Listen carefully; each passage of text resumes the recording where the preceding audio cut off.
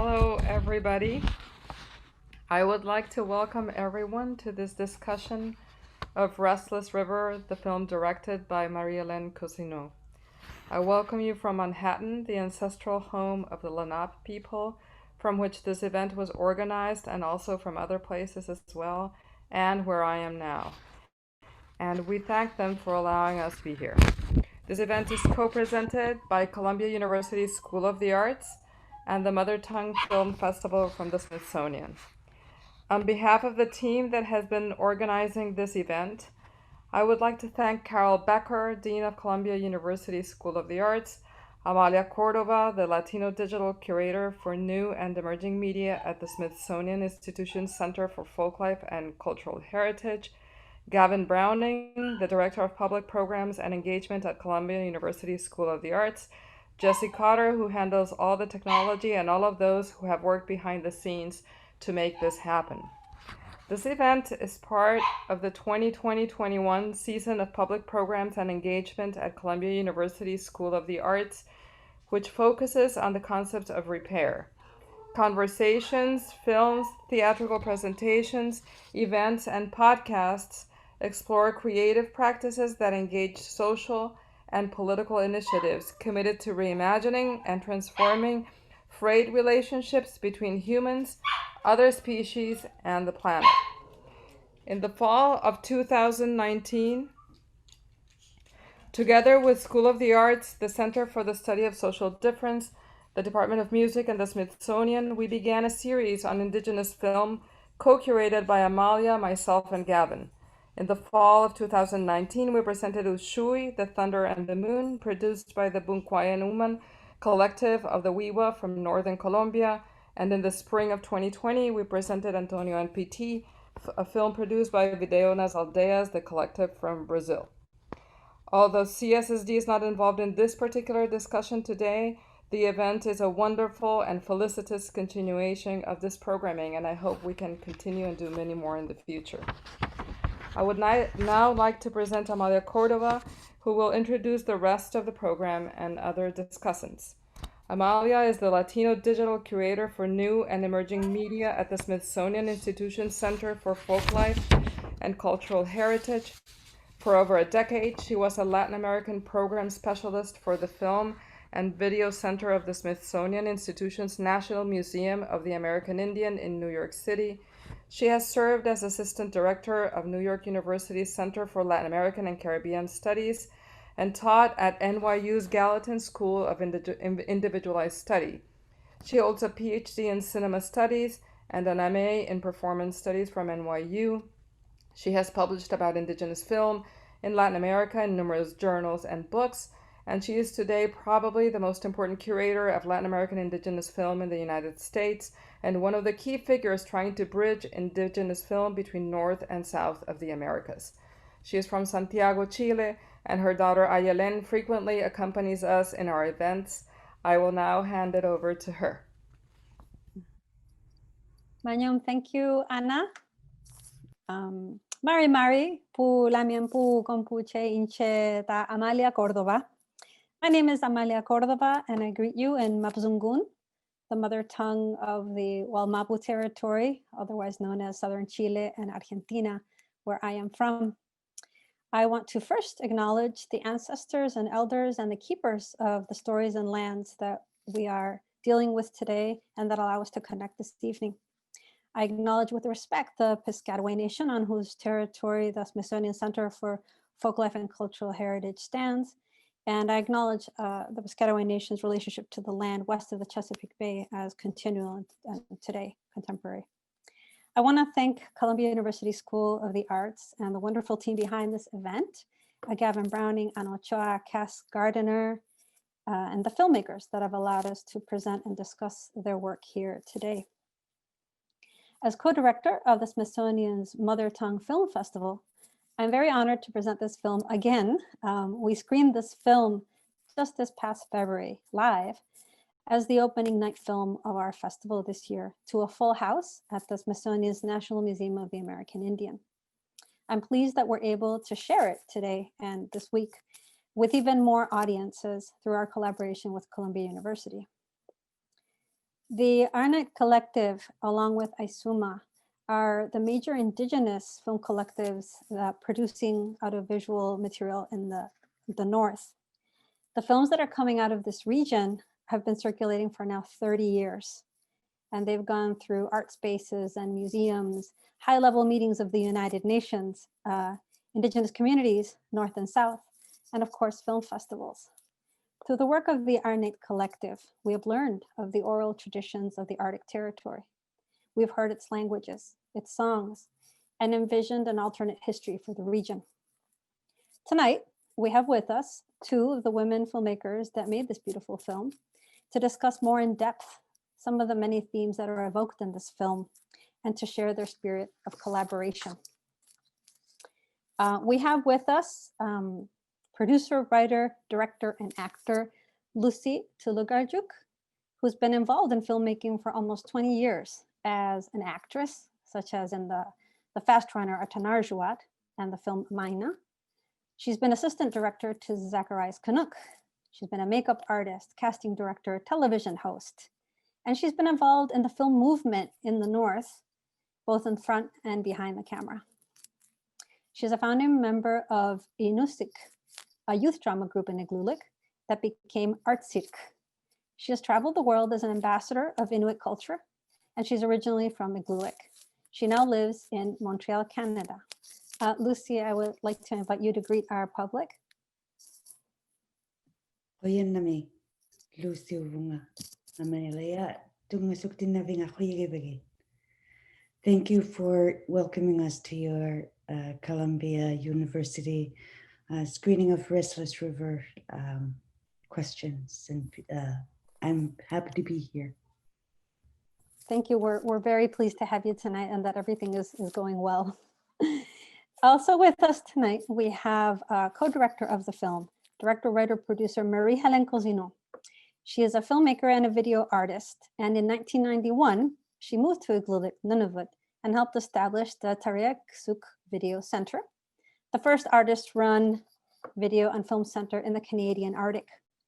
There she met Madeleine Ivalu, an Inuit elder, storyteller, and seamstress. The two of them, along with Susan Avingak, founded the film collective Arnett Video Productions with the goal of producing independent video and film from the perspective of Inuit women.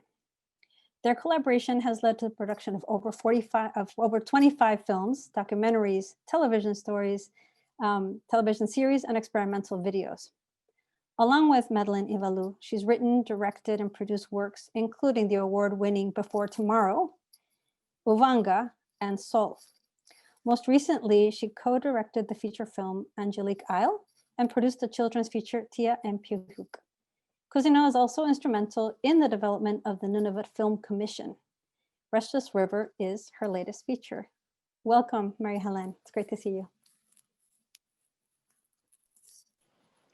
Thank you very much for having us presenting this film and discussing it. It's fantastic. I'd like to thank the community of Igloolik and Kudjuak to support us in making this film. Right now, I'm talking to you from Saint-Côme, northwest of Montreal on Algonquin and Atikamekw territory. Thank you, Marie-Hélène. And soon we will have actually a map so we can show you the places that we're going to be mentioning. And with us tonight, I am very pleased to also have a co-moderator. I'm delighted to have with us Cass Gardiner, an Anishinaabe Algonquin filmmaker, curator, and writer from Kibawek First Nation. She was a 2017 curatorial fellow at the Center for Craft Creativity and Design, which is based in Asheville, North Carolina. And she's held a variety of important positions within film institutions, including working with the National Film Board of Canada, Wapakoni Mobile, and most recently at the Tribeca Film Institute in New York City. Her writing can be found in Inuit Art Quarterly, and she obtained her BA from the Gallatin School of Individualized Study of New York University and her MFA from Ryerson University. Welcome, Cass. It's great to have you. Thank you so much for having me. I'm really excited to be here discussing Restless River, and I'm coming to you from Mexico City. So I'm really looking forward to the discussion. Great. So I think we'll just jump right in. Towards the end, we should be receiving other questions from perhaps folks who have been able to watch the film. I want to remind you all, before I forget, that the link to watch the film is still open, and it'll be open all day and evening tomorrow, November 20th, and it will close at midnight on November 21st. So the point of all of this is for more people to watch the film. So if you already got a chance to see it and you want to share this, please do. Please let your friends know. And I'm delighted to share this film. It's a beautiful film, and it's the reason we are gathered here tonight. One of the things about Indigenous film production that we're always asked to talk about, and that really sets us apart from sort of more industrial film production systems and circuits, is its collaborative nature. Right now in 2021, the year that's ahead of us, our night will turn 30. And I understand that this video, our night video productions, began as a workshop, as a women's video workshop of Iglulik. And so I'm always interested in the deeper history of how the general project behind the film really comes to maturity, how I'm really always interested in the first works and the early works, and then how the process of storytelling grows and the team becomes more confident and sort of gets a hold of this audiovisual language and really owns it. So I would love for Marie-Hélène and then Lucy to tell us a little bit more about those early days first, and about how that workshop started off, what drove that process, and how you make that jump into making feature films and becoming an award-winning video collective.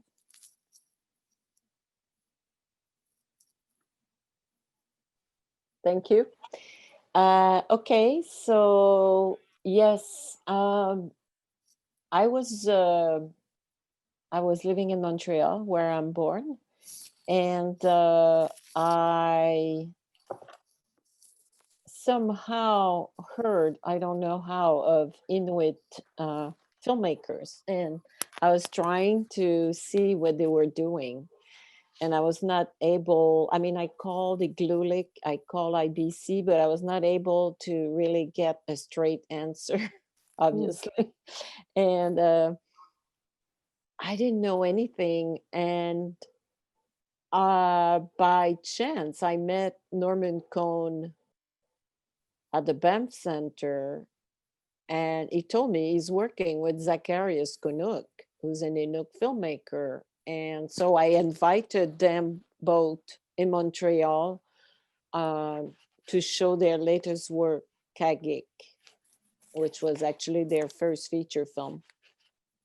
And then from then on, I, changed my life basically and moved to Iglulik. And Norman and Zach asked me to start a video access center, which is what I was doing in Montreal, working in a film co-op. And there's film co-op and video access center all around Canada, but not in the Arctic. And so when I arrived there, this is what I was supposed to do. And I realized that there's a lot of men, who were working for Inuit Broadcasting Corporation, who were involved, in video or television making. There was one woman in Iglulik, Julie Ivalu, who was doing that. But so I saw myself as a feminist, and I wanted to work with women, but I didn't know culturally, if it was adequate to do it like this. So I went on the community radio and I asked, are there women who are interested in learning how to make videos? And if so, come to my house, we'll see what we can do. And so Madeleine Ivalu and Susan Navignac were already in their 50s, Inuktitut, unilingual, but they were quite interested in I guess, seeing what I was doing there and what I wanted to do, what were my intentions, and what I was suggesting. So we started to go around town and ask, and there was other women too, Selina to guide and Marta Maktar. So we went around town, and the first film we did, which we will post on our website later on this year, was called Survey for a Women's Video Workshop. So do you want to have a video workshop, or is it just my idea? Like, what would you do if you were having a video workshop? So 10 or 15 women answer, yeah, actually, we do want to tell our stories. We realize that, children are not really coming to our living room and listening to our stories. They like to watch TV. So why don't we make stories for them on television so they can see? And so that's the first thing we did. And then we applied to Canada Council and got a grant, small grant to start. And we started like this, just by following women's life.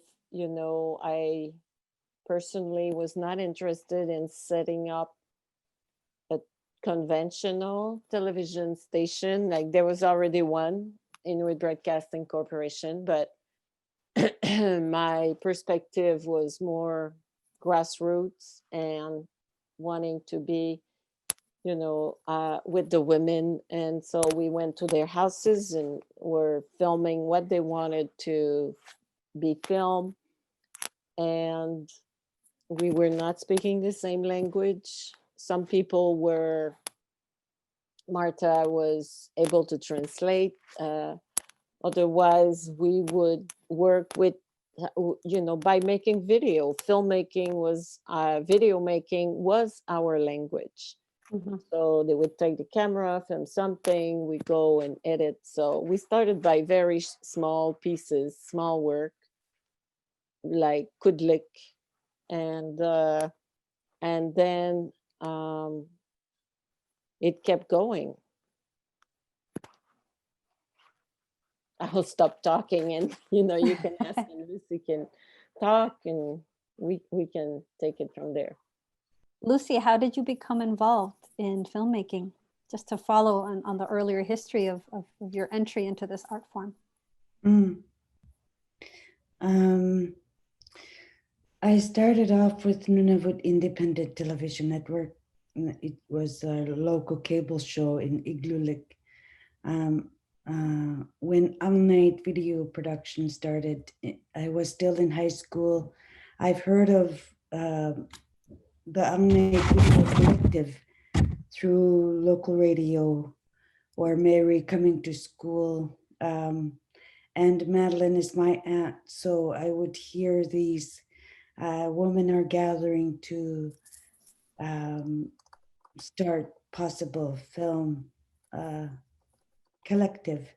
And I was used to seeing, as Marie-Hélène said, that it was mostly men who were on IBC. Julie was the only woman that I have seen as a woman. So it was great to see that there was more than one woman who was starting this when All Night started, All Night Productions. But later on, I did join All Night Productions in a way that I was interpreting between Marie-Hélène and Madeline and Susan. And slowly, when Susan decided that she needed time to take care of herself, Marie-Hélène reached out and asked if I was interested to possibly join All Night. And I spoke to Madeline too and asked her for her perspective. And she was supportive of that. If I joined, it's okay. So I spoke to my family first, and that's how I got involved with working closely with All Night. Really, it was with Tia and Piyok in 2017. So it's really recent that I've been really focused with All Night. but I'm back to my old position where an ITV is.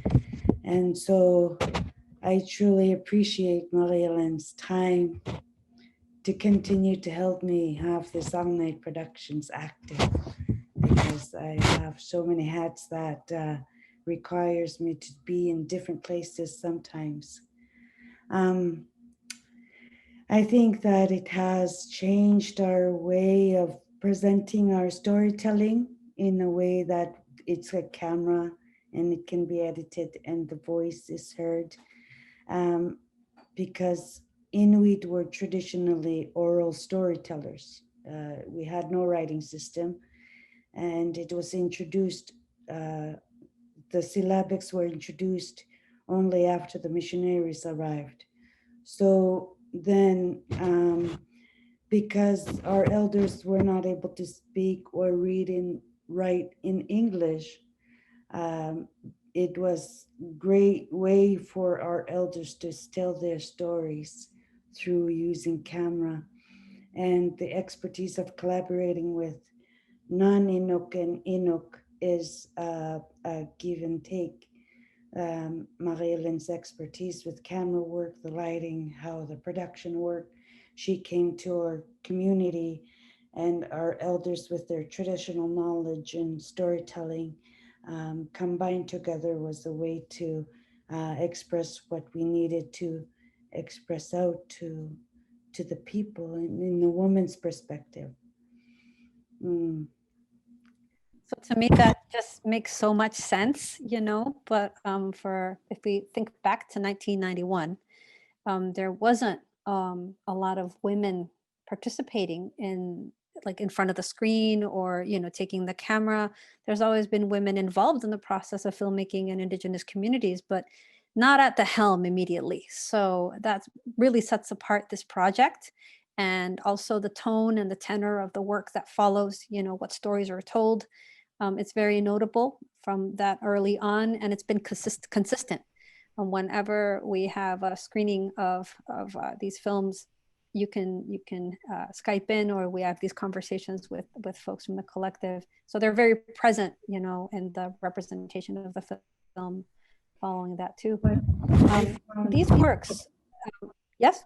What I found interesting was that in the beginning of the years when I was working for an ITV, and Marie-Hélène would, if her young all night collective member was not in the office yet, or if I interpret, Susan or Madeline would be like, hey, like, really, we can do that? So it was a whole new way for them that they can make films, they can direct, they can decide how the set will be set, because in our tradition, it's always been a man makes a decision. So they had to get used to, we can make decisions in the setting of the camera, or the background scene, the outfits, the hair. So it was nice to see that the women were acknowledging that they can make films the way they want to. It's exactly kind of what I was hoping to ask you next about the approach that the collective has had. The works coming from the collective are known for their historical approach, often drawing on oral tradition or historical texts. So through these films, we're literally immersed in Inuit life and the culture and the language. So if you could talk about, both of you, how collective direction plays out in the context of directing a feature film. Is it any different than directing a short? You know, there's such a longer time investment. How do you really share all of this responsibility? I can talk about the first feature film we did, which is Before Tomorrow. Before Tomorrow, which was a co-direction between Madeline Evalou and myself. Madeline is also having the main, she's playing the main character. You know, I read this book from Yorm Riel, Le jour avant le lendemain. it's not translated in English, it's in Danish, and it's taking place in Greenland. But it was translated in Greenlandic, and so I gave it to Susan and Madeline in Greenlandic, and they were able to read it, and we started to work on the script, you know, in English, in Inuktitut, in French. It took about a year of translation. There's a lot of translation involved in this process, meetings in Igloolik, in my house in Montreal with translator, and you know, it's a lot of that. And then Before Tomorrow was shot in another community than Igloolik. It was shot in Pauvre-Nituk in northern Quebec, in Nunavik, in fact. And so it's a little bit of a different culture there, Pauvre-Nituk and Igloolik. And people don't necessarily, well, they don't have the same dialect, first of all. So there was also more translation. And we really wanted to do a collaboration also with the community of Pauvre-Nituk. So we had to translate the script from the Igloolik dialect to the Pauvre-Nituk dialect. And that, I mean, it's, you know, it takes a lot of time. And then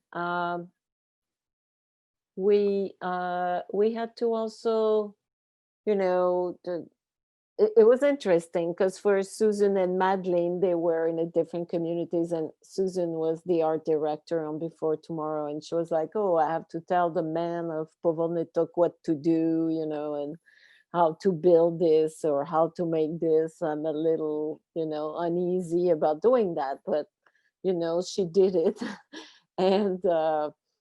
And so there was the cultural translation also between both communities, because although both are Inuit, you know, it's so the culture is different. It's not that I think we have a map, but I don't see it here. But you know, it's the same thing for Restless River. Restless River is shot in Kuujjuaq, so it's another community, another dialect. You know, sometimes people sort of put indigenous people in the same basket, or Inuit in the same basket, but it's all different realities, you know, a little bit different. So the collaboration is about, yeah, great. So yeah, the star on the north is Igloolik, and then the middle one is Kuujjuaq.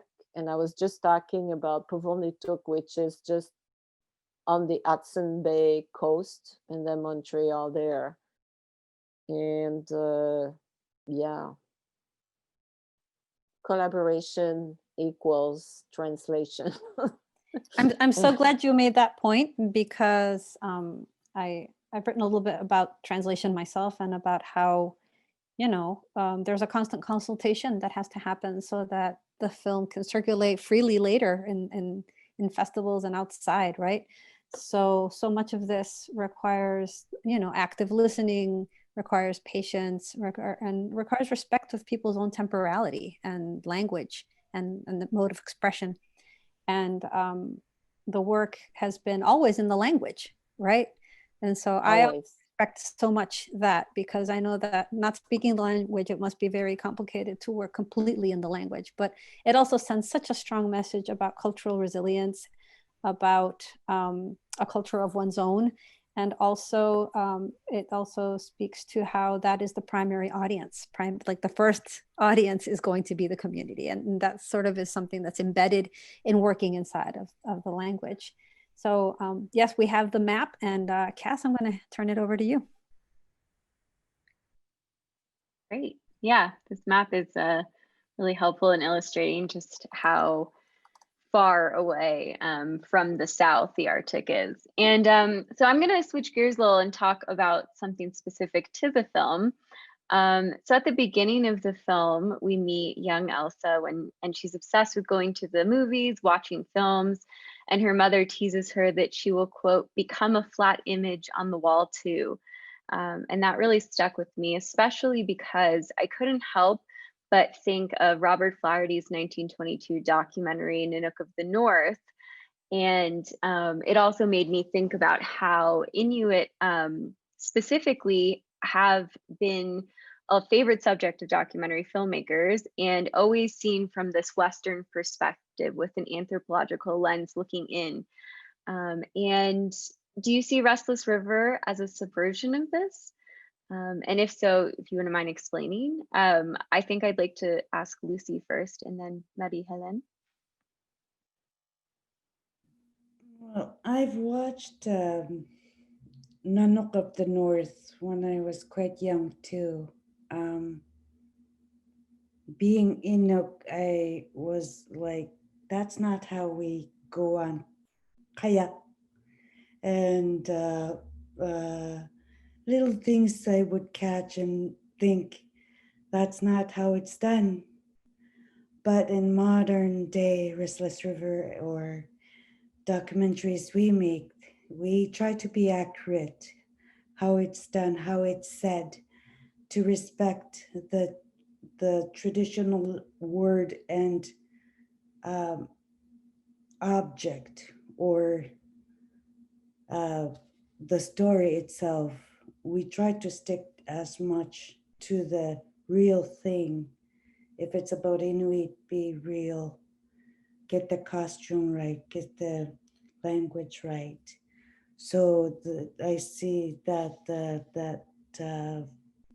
how we work versus what I saw in Nanook of the North is that maybe if Robert Flaherty consulted with the Inuit and asked them how to do this, what is the proper way to fix it, then maybe Inuit observers would have been feeling more like, yeah, that represents us well.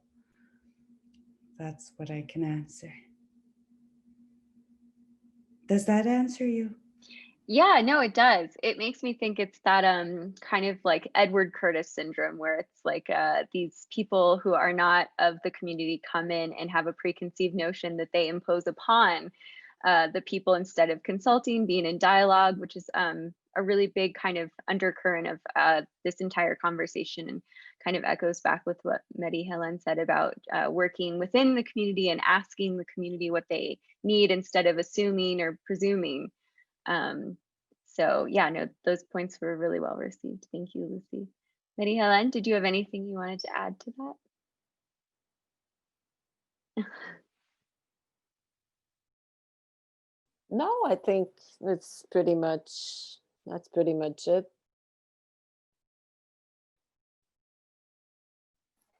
So the film is based on the novel Windflower by Canadian author Gabrielle Roy. I wanted to know what inspired you to choose this particular work to produce, co-direct, and write the screenplay for this film, Marie-Hélène. How much was adapted and how much was adjusted? Yeah, I was Gabrielle Roy is sort of a quite famous Canadian author, a feminist. Also, I guess she made in all her book, except one, maybe the women are at the center of her storytelling. And I got this book in, she wrote in French, but I got this book in English at the Iqaluit airport in the north, in the Arctic. I was surprised. Oh, she wrote a book taking place in the Arctic. I didn't know that. And I didn't read it for years. And one night I couldn't sleep and I was looking around and I got the book started and I read it the whole night. And, you know, I was like, wow, this is so visual. And by that time, we already had done, Ana Video had already done Before Tomorrow, which takes place around 1850, before people actually are in contact with the Western civilization. I mean, we don't see any Westerner. All we see is the needles that make them sick, and I mean the blankets and That's the drama that unfolds after their meeting. And then Uvanga was taking place in, like, 2010, 12. It was a contemporary story. And both films were showing the impact of colonization on women's life in an intimate way.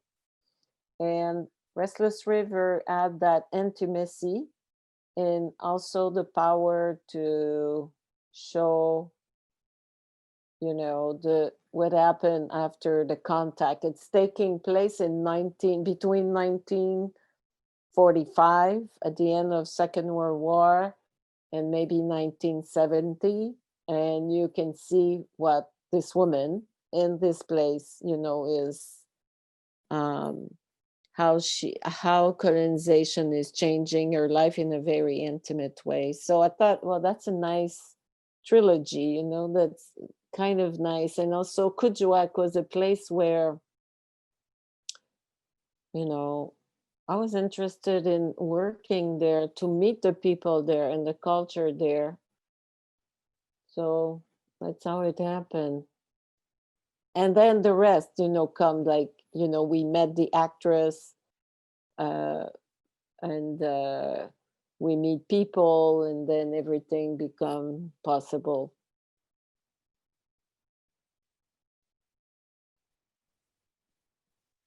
Great. Kind of piggybacking off of that, I also, as you talk about how the colonization changes her life, it also changes the land. And I think that the land is such a huge part of this story. And in Indigenous worldviews, the land is revered as its own living entity that we are guest on. And I think that as I watch the film, the Arctic really emerges as a main character along with Elsa and her son. And I just wanted to ask both of you if you can speak about how to make a film with a landscape as a character, and how you kind of wove it visually into the narrative of the film.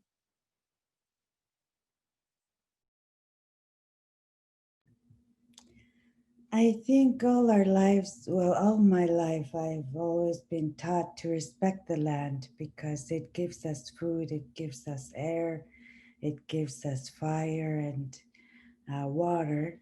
So when we were in editing process for Restless River and putting those landscapes, when Marie-Hélène and I were talking and imagining, and imagine this and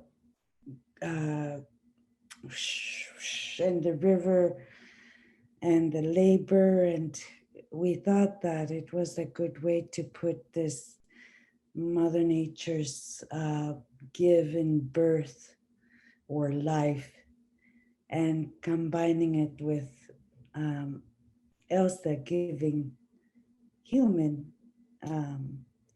That was unexpected, but she accepted and lived through and made it work.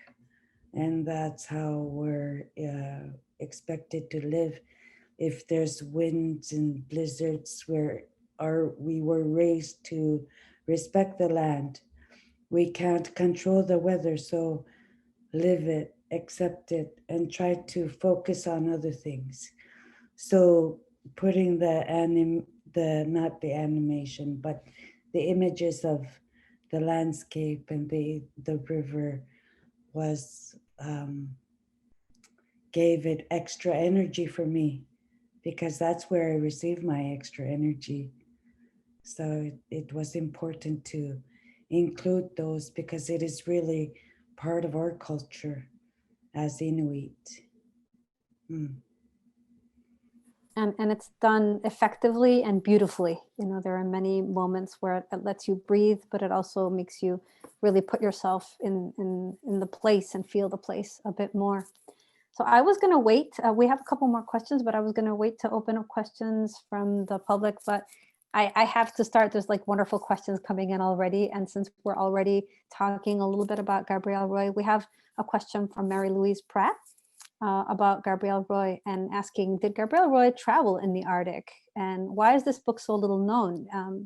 So this is a book that, yeah. She did travel exactly there in Kuujjuaq. She went to Fort Chimo. She had a friend who was a painter, I think, and was living there. And actually, when I was there, people were showing me the house where she was staying when she was there. And I'm sure because of what you, and the book in English is called Windflower. It's not called Restless River, it's Windflower, if you want to look for it. And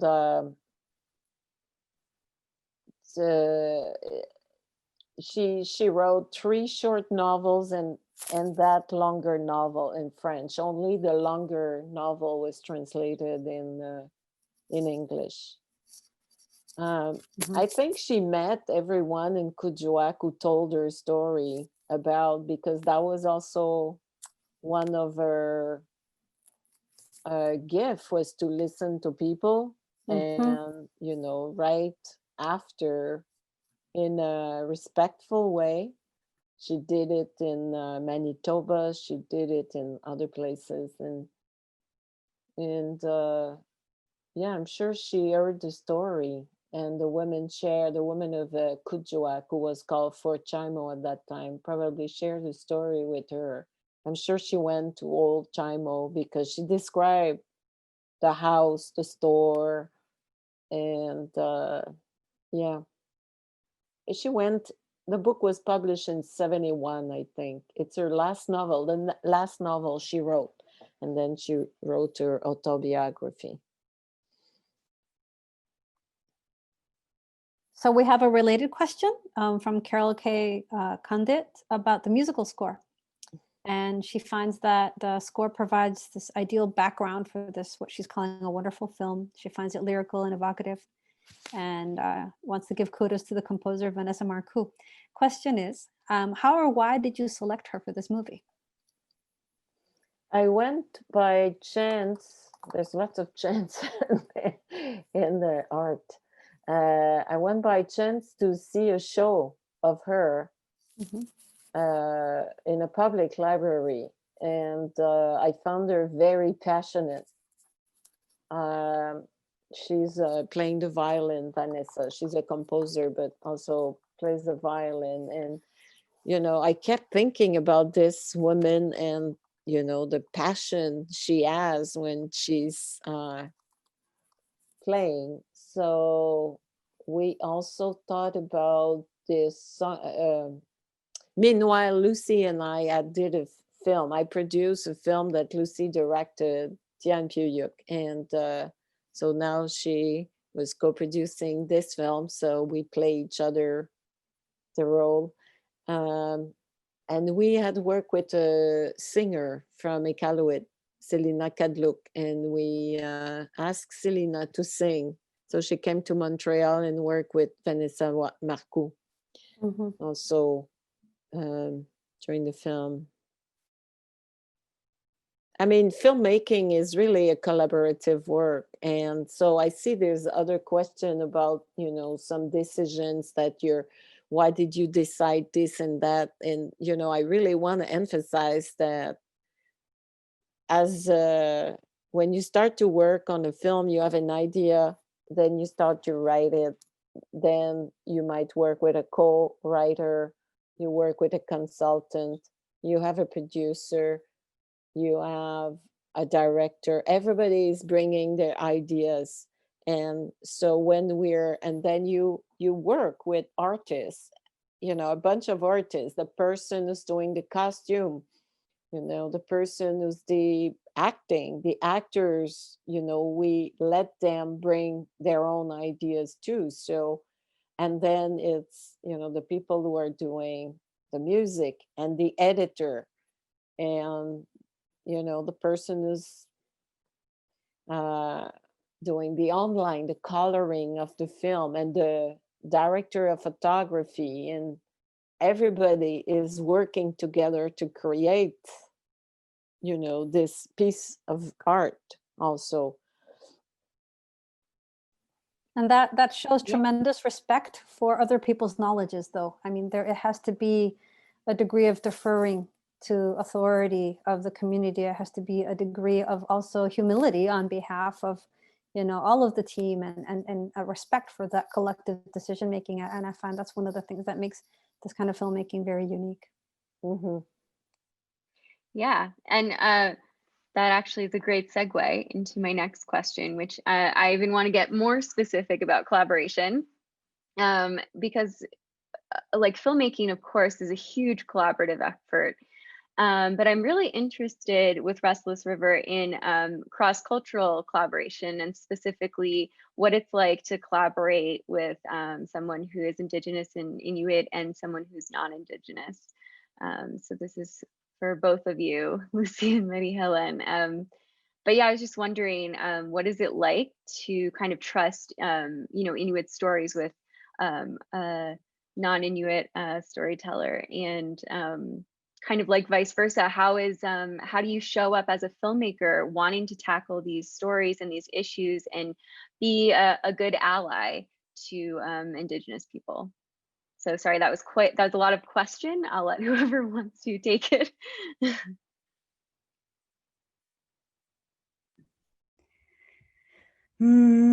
I've worked with Amnite, I've worked with Kingulit, what was Isoma Productions, and I've also gone to France to work on a film with French, and I've also done a film with a Canadian French company. I noticed that the difference between those we are working for 20, 30 years with, and that I go and work with for the first time.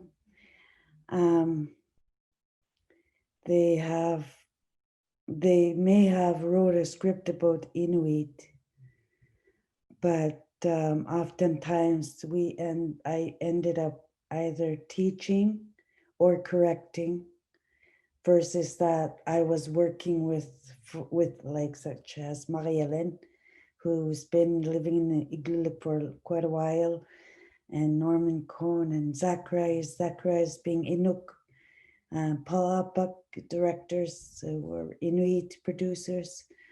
The big difference was that maybe because we were used to working with each other and giving time to listen and give feedback, versus going to, like for us, Mina, I had to explain that my character, my words that were coming out were not my dialect.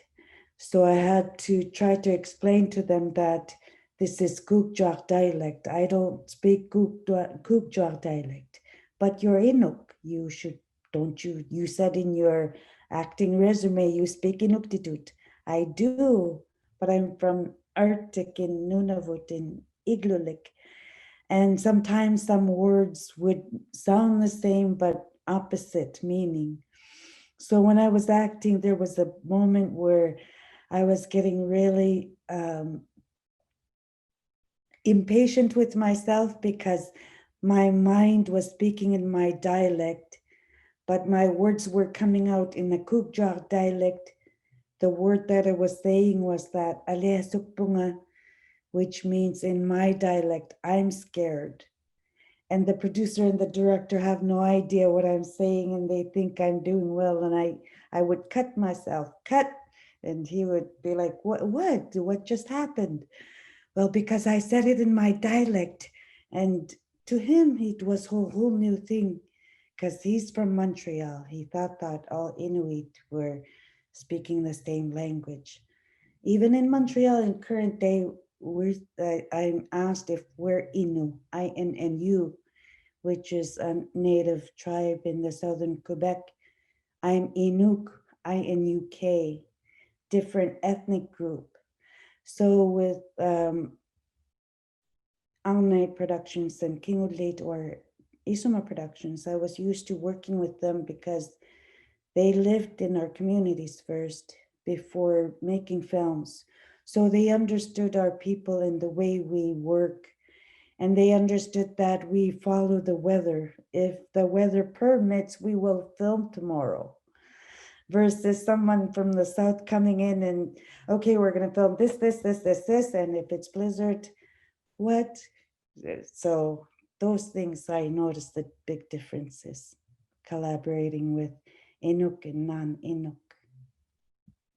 Yes, the weather is very different in the Arctic. It really is the dictator of what happens and what doesn't.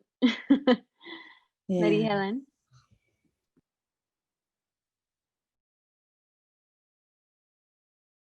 Bon.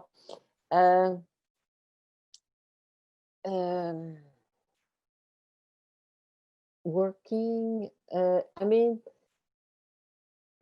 when I moved to Igloolik 30 years ago, I lived there for about 10 years after, I just stayed there. So this was my home.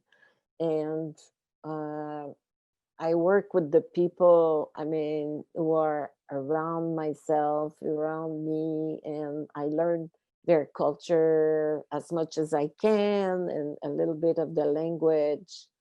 And I like to work with them. They like to work with me. And in some ways, I forget they are indigenous and I am not. And I know it's kind of, if I say that, people are, nah, you can say that. But it's true also, there are things that you do that you cannot forget that you're working in an indigenous culture for sure. But in some other ways, you can, it's like some people would say to me, why do you, I would come back to my, why do you work there? It's like, it's not your culture. And I was like, oh yeah, it's true. Maybe it's not my original culture, but if I had moved to France and work in France, people would say, oh wow, you're working in France. Oh, you're working in New York. And New York is not neither my culture, and France is not neither my culture in some ways, and I think that by being really present where you are, you develop this relation with the people, and you try to understand as much as you can whoever is in front of you. You try to, I had a lot, and I still have a lot of pleasure, and affinity with in the Inuit culture. But also I have to say that when I worked for so many years with Madeline and Susan, as individual, I had a good time with them as person, so, do I want to work with all Inuit? No, it's not like, do I want to, it's like them, I like them, I love them, I get along with them. They come to my house, I stay with them, we go camping. I like to work with Lucy. Do I want to work with any?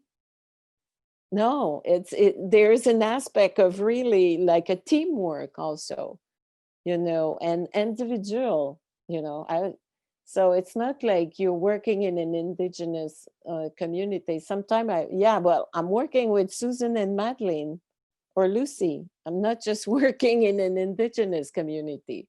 See, I don't know how to express it otherwise. Yeah, it's not generic, right? It's not generic. Or replaceable. It's culturally specific and located in a place and a time and built out of years and relationships, right?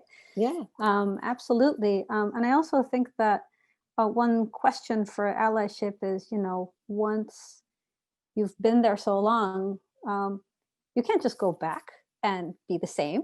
Like your whole notion of history has been blown away. Your whole narrative of a nation sometimes is imploded. I've seen this happen to folks that go in and train in different communities. Then they have like this kind of culture shock going back, right? So it definitely is a process that goes both ways, and that you have stuff to reckon with your own society after being immersed in someone else's, right? So we have more questions from folks that are watching. Elsa Stamatopoulos, who teaches here at Columbia University, found the tone of the film quite subtle and asks how you make a decision on how much you would show the community's dislike of being removed or any discord within the community. How much would you show of the pastor's paternalism? How do you make those calls on how far to go with those depictions of internal conflict? Who wants to take it? I'm not sure I will answer the right thing, but I think this is like a script writing question. The film, the script is based on the novel, and then we do adapt to the reality or the history of the community. So it's not a documentary, it's art. So how do you decide something? You sort of make a balance between respect, interest, passion, drama. It's a question of balance, and also it's a question of just like, you know, your artistic pulsion, or what is the story you want to tell, and also what's the reality in front of you. Like if you have an actor or the pastor we had, and he has certain skills to show something, or the actors, and you want to push this with them, you do it. It's also being present like this. I'm not sure if it answers the question. I think it does. I think it's a process of adjustment and remaining faithful to what that moment or what the overall story needs and requires, right? Even within changing scenarios. We have another question from Johanna in New Mexico, congratulating you for a wonderful film and wondering if you've shown the film in the communities where you filmed it and what sort of response it had there. Yes, we went to Kuujjuaq to show it last fall, and it was really a fun event. It was full, and we showed it many times, and yeah, people were really looking forward to see it. People like to see themselves, reinterpreting a story and places, and so it was emotional, and we tried to show it. Lucy did a lot of touring of other films that the collective are producing. So I don't know if you want to add something about showing it in the communities, Lucy, about,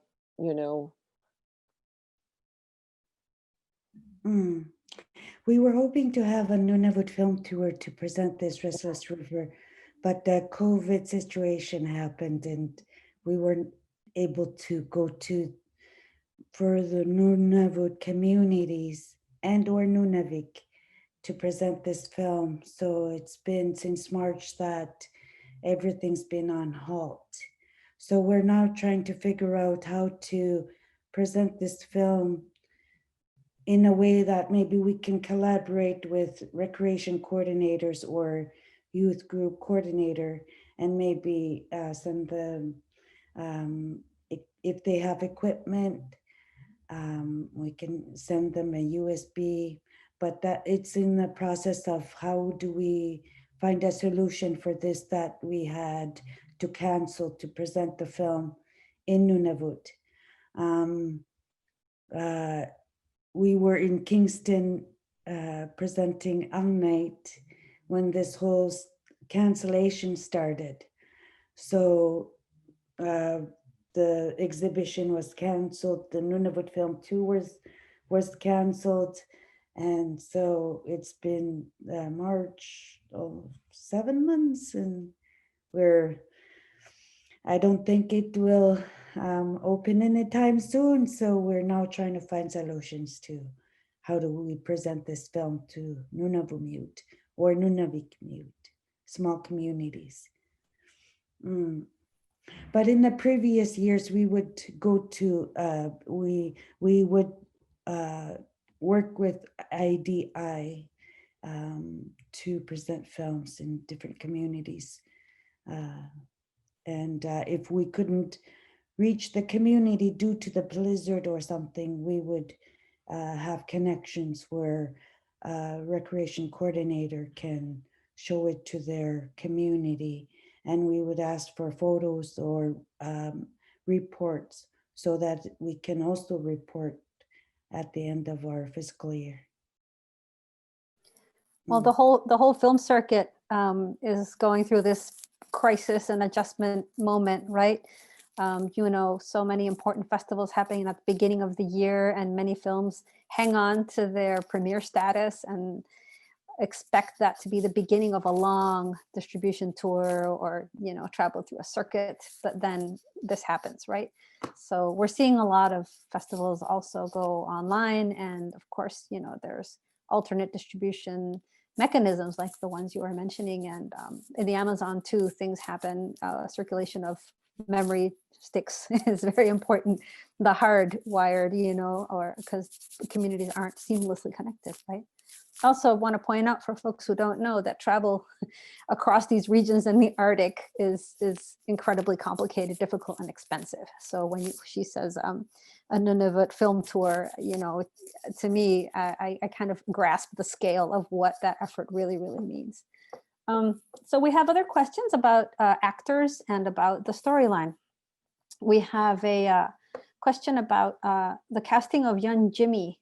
How did you cast Jimmy, and how was his relationship to the language?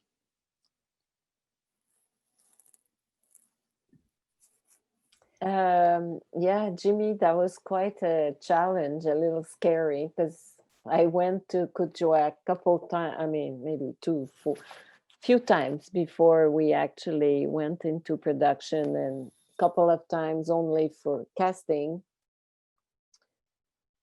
But it's really the story of Kuujjuaq. So there are a lot of Inuit blonde with blue eyes in Kuujjuaq. And so all the babies are from there.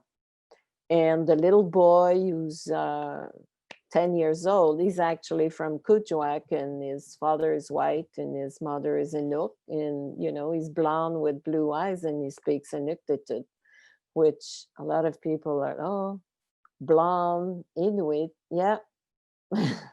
And then the 17 years old is from Thunder Bay. So he's not from Igloolik.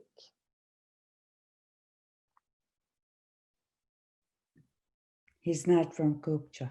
He's not Right. from He's not Kuujjuaq, from sorry. Kuujjuaq, Yeah. right? But he fit in, and you were able to bring him into the fold, right? Yeah, I think he's a, you know, a great actor, a great young actor, and I've seen him in the film From Thunder Bay, Ontario, and I had work 2 years before in Thunder Bay with Michel Desrosiers on Angelique Isle, and I had seen this film, and you know, they look alike. Also, he looks like the 10-year Matthew C. He looks like Matthew C, the 10-year-old. You know, so it made sense. We have another question about the storyline. This one is about the film as a refusal of the typical Hollywood ending where Elsa and Itzhak would get back together, right? Can you talk about how you crafted that ending, how you decided on it? This question is from Mary Louise Pratt as well. That's from the book, actually. You know, it's the ending. You know, they don't finish together in the book, and I also think that's something that I like. You know, it's like it's not your conventional happy ending, but it is a happy ending because she finds herself by herself. She makes peace with her story, and it doesn't depend on a man. So, you know, I think it's good. I mean, you know, it's interesting to show that. I'm checking to see if we have one more open question here.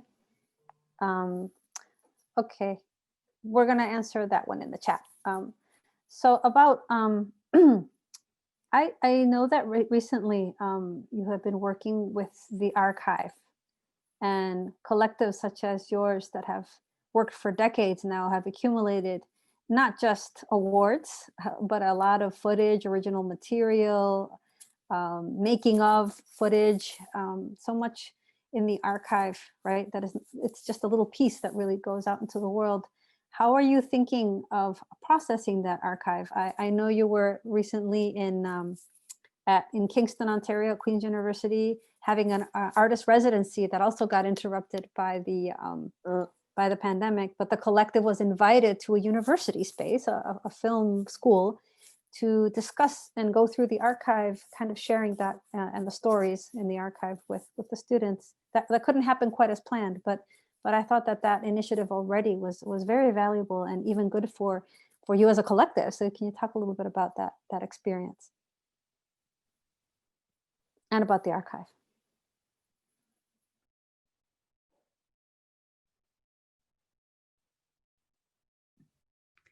Well, we knew that these videos that were recorded in the earlier years were very fragile, and that it was best to store them and digitize them.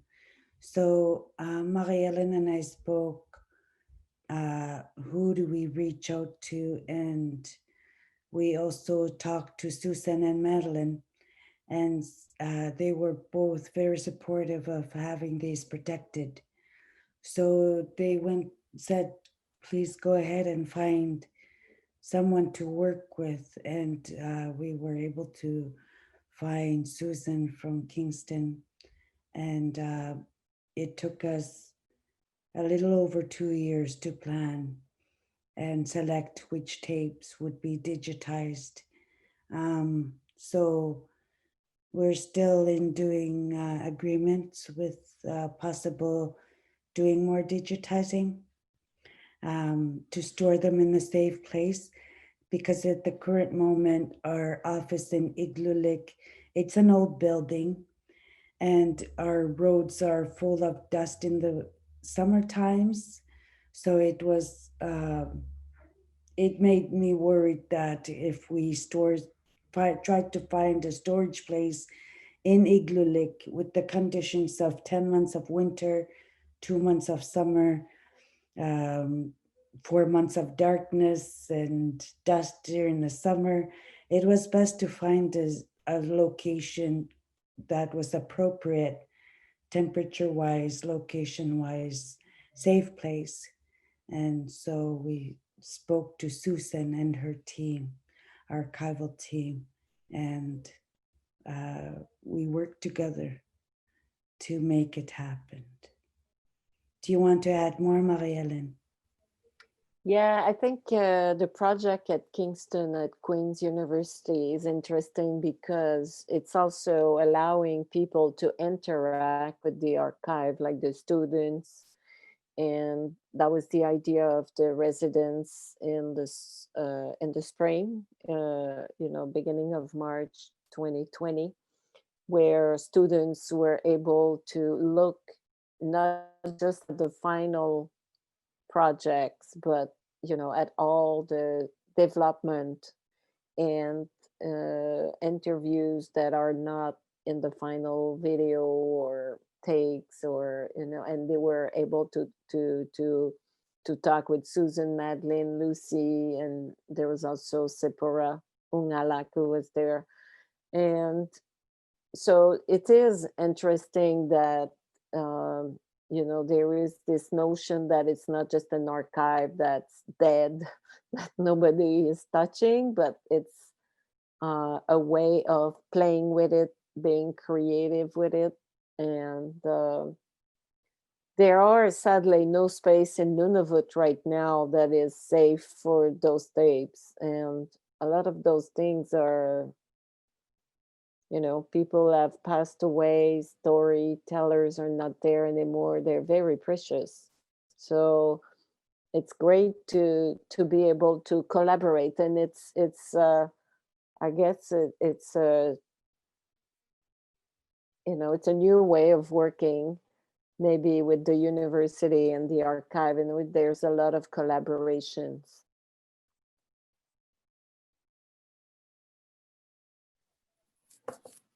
So Cass, you have a question from someone who can't get into the chat.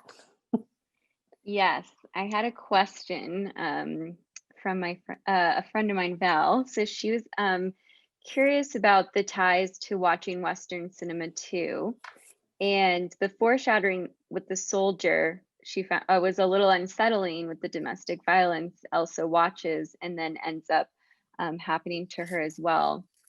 And she was wondering if it's a comment or it's meant to present something that is responding to the ongoing traumas and violence against Indigenous women in Canada and beyond. Yeah, I think, you know, oftentimes people are saying, oh, there's a lot of violence, you know, in alcoholism in Indigenous community, and men are violent towards women, and they say that like if it's not happening in the Western civilization and our own, you know, communities of and I think the film is making a comment about that, you know. It's like exposing people not just, you know, to the nice story, but actually to this violent story. You know, the Bible is quite violent, the movies were quite violent, and there's a lot of sexism in cinema, and still is, obviously. And so I think it was important to show that it is a comment, yeah. And mm,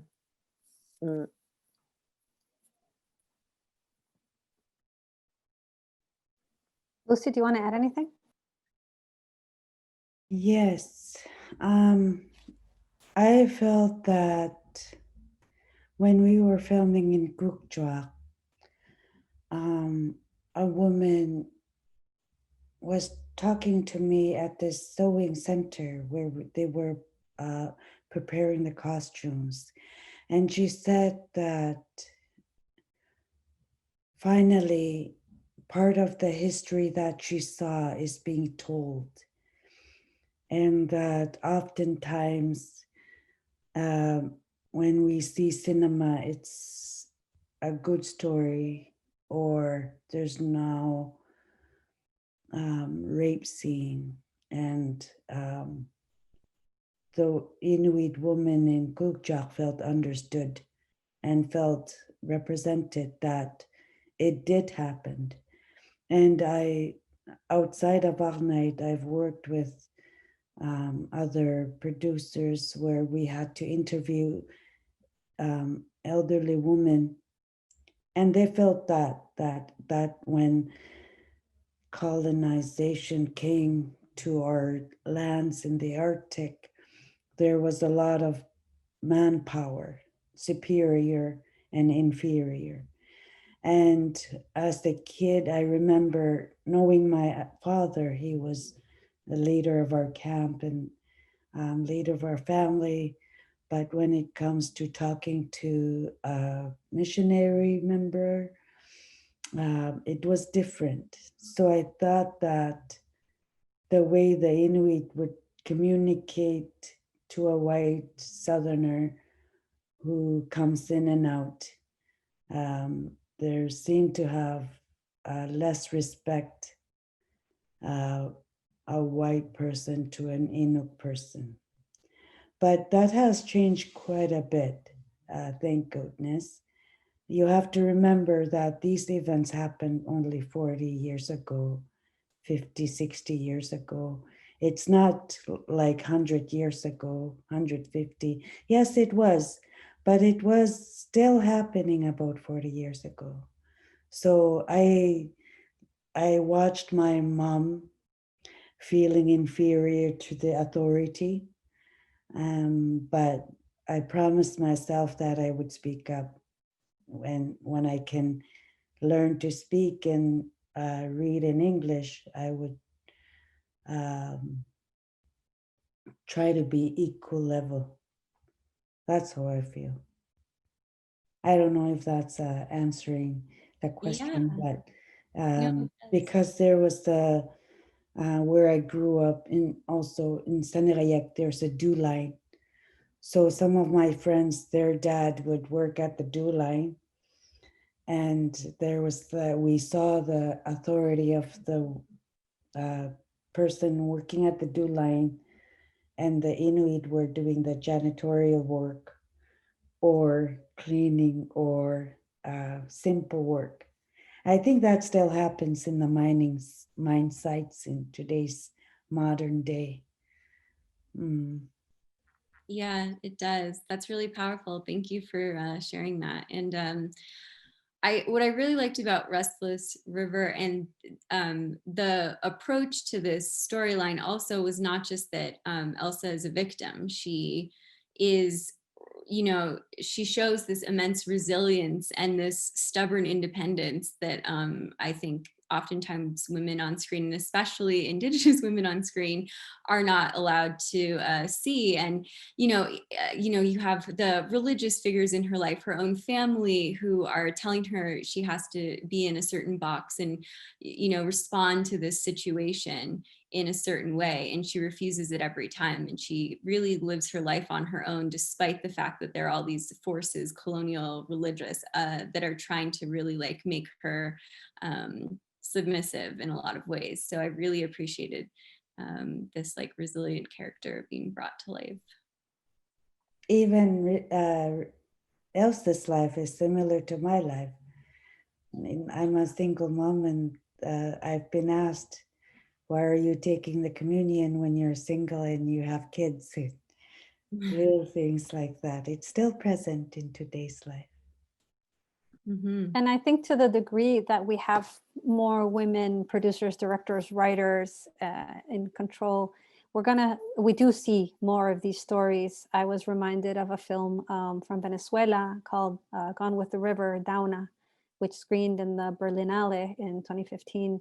And it is also about the hard choice a woman has to make between being a wife and revitalizing her language. And that also involves leaving the community with a priest and all of the talk that will generate, right?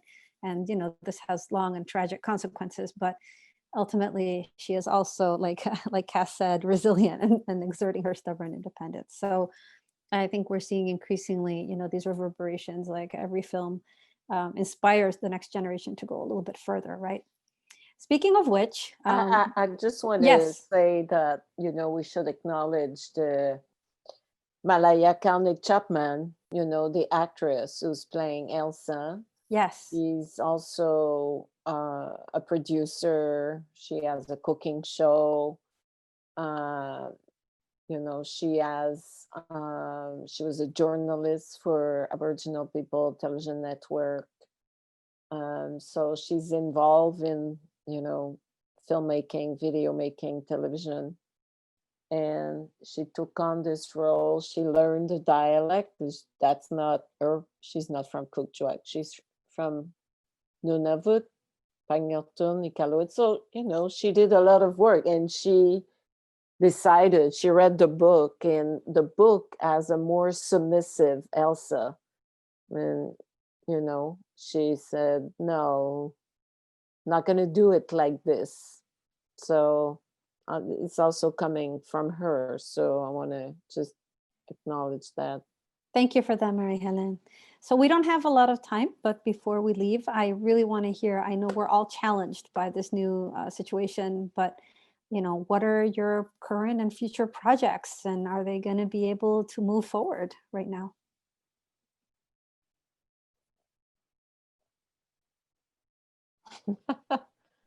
I don't know, Lucy, you have lots of projects.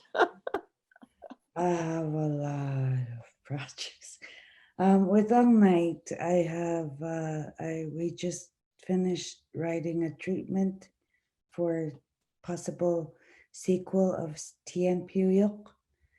I was back home in Inuktitut, and I met with Madeline and asked her what she might want to produce for the next film.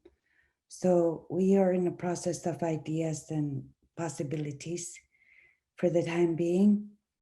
On my NITV's position, I have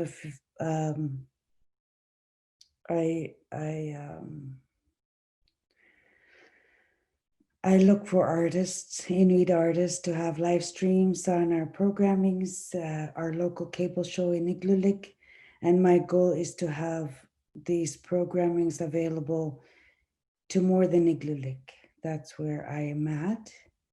And I'll be working next year on a feature film in Inuktitut called Tarek Suite. So, and also I'm going to be researching motion capture suits to possibly do kids shows using these motion capture suits. But right now it's researching how these outfits work. So you keep working, which is wonderful to hear. And I think I'm going to let each one of you maybe just close with a thought, and before we have to close the evening. Cass? What I'm up to? No, if you want to close, like you want to say anything in closing. Sorry. I'm getting my in-laws talking over here. Sorry. No, I think just thank you so much, everybody, for your time. Lucy, Marie-Hélène, it's such a great film, and I'm glad that we can have such a robust and nuanced discussion around Indigenous filmmaking and Inuit filmmaking. As a First Nations person myself, it's always very refreshing to see, even though it's 1940s, it feels contemporary because so much of Indigenous film is like in like the 1800s historical period. So I know it's not technically contemporary, but it feels very contemporary. Maybe that's in part due to your filmmaking approach to it also. So thank you so much. And thank you, Amalia, for having me. Lucy? Koyan na mero mayunga tamasik katima yu yusiko tafani tunga subtitiasi amatakayaktut. I would like to thank you for this opportunity to be part of this conversation, and thank you for showing Restless River. I enjoyed working on Restless River, and I felt that my Aunt Madeline felt that she enjoyed making this film as well. I was with her on the last shooting in Kukjuak. So she's seen the film and she was happy to see the result. So thank you. That's so heartening and so wonderful to hear. Thank you, Lucy, for joining us, making the time. Marie-Hélène?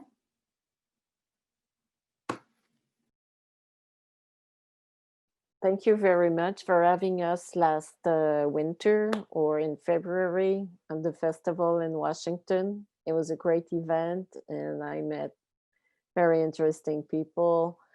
And thank you for having us again tonight. I'm happy that the film is widening its audience in your country. And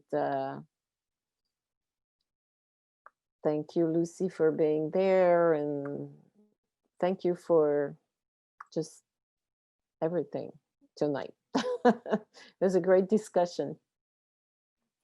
Thank you so much. I also have a message from Janet Payan, the director of the Fiqualmapu Festival of the Mapuche Nation in southern Chile, who is looking for beautiful films by women. So I'm hoping later we can talk about versions in Spanish for your work to circulate even further. We showed it in Mexico, so wonderful. We do have a Spanish version, okay. Translation anyway. Great. I knew it. So we can follow up later.